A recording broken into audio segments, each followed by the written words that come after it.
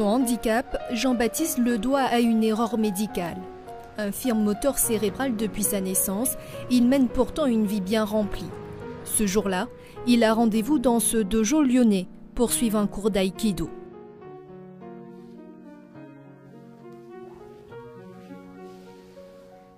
L'aïkido, c'est vraiment un esprit au quotidien, non pas de tout accepter, de tout aplanir, mais de faire avec les difficultés comme elles se présentent et de s'y adapter. S'y adapter, car la vie de Jean-Baptiste est un combat au quotidien. Il décroche son diplôme de psychologie sociale à 28 ans. Pourtant, les entreprises hésitent à l'embaucher à cause de son handicap.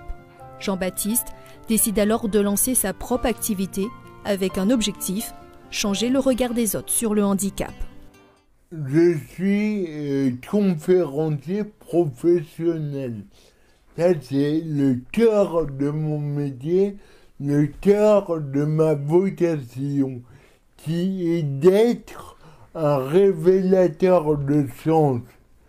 Donc, dans mes conférences, je révèle du sens aux autres pour permettre qu'ils donnent eux-mêmes du sens à leur vie.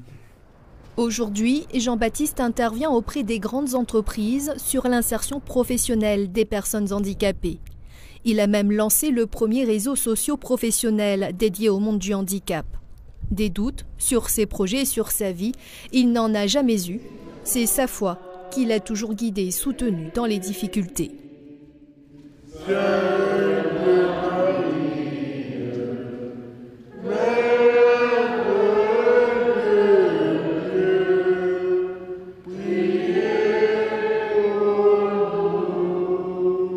Ma foi est vraiment essentielle, d'autant plus qu'en vivant le handicap, il y a toujours des préjugés sur moi. Et Jésus, le Christ, m'aide à dépasser ces préjugés et les vivre. Une joie de vivre l'habite au-delà du handicap. Jean-Baptiste, plus que personne d'autre, sait ô combien la vie est précieuse et le débat sur l'euthanasie le choque. Nous en prenons aux plus fragiles. Ça a été le cas pour l'avortement et maintenant pour l'euthanasie. Mais de quel droit nous pouvons choisir notre mort ?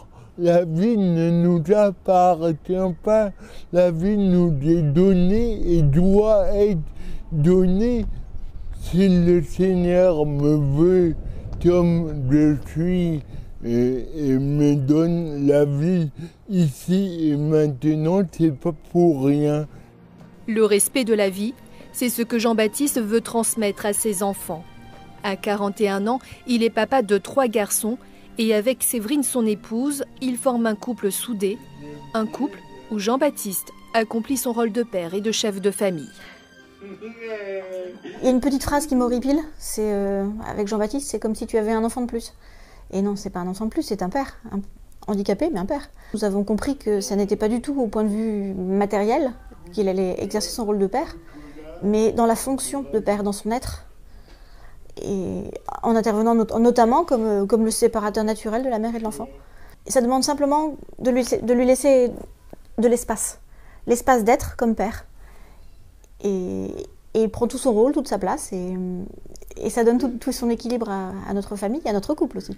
Nous sommes heureux, je suis heureux, hors des normes.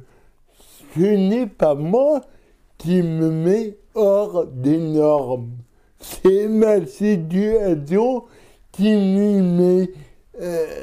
Mais je suis heureux en étant original.